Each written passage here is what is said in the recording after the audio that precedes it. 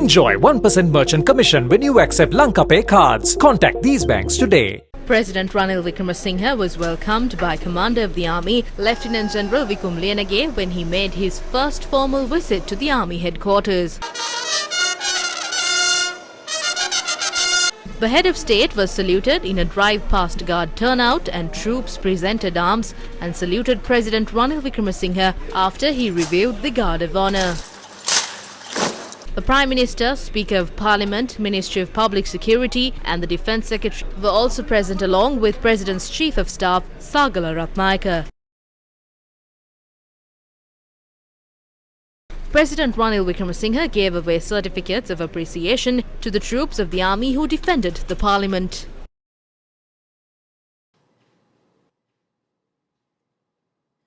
ජූලි 9 වෙනිදා ජනාධිපතිතුමා එවකට ජනාධිපතිතුමා හිටපු ජනාධිපති On the 9th of July, the former president's house was occupied, and thereafter the president's office was also occupied. By evening, they occupied the temple trees, the official residence of the Prime Minister. Because they did not know where the former president was, they set fire to my house. They were hoping that I would resign. However, the office of the Prime Minister remained standing at Sir Ernest de Silva Mawatha. They returned on the 13th and occupied the Prime Minister's office as well.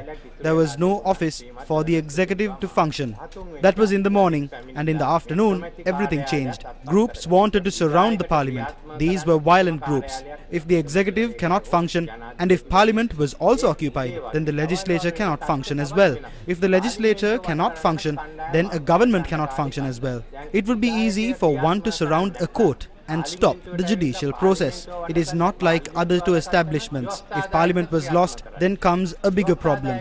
There was no one to protect the parliament. If parliament fell, the constitution also fails. That is why I requested the Chief of Defence Staff, General Shavendra Silva, and Army Commander General Lienage to somehow protect the parliament. That is when the task came on to you, and you performed that task.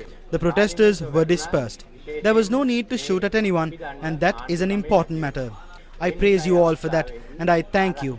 This institution was protected, and the situation of the country changed the next day. If it was not protected, we will not have this present situation. Now, we need to take Parliament forward.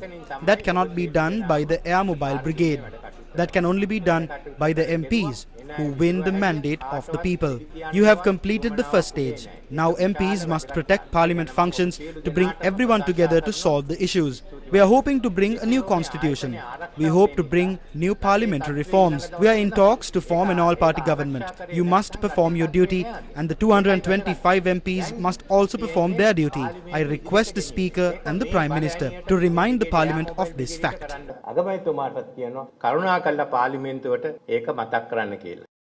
The Army Commander also presented a memento to the President.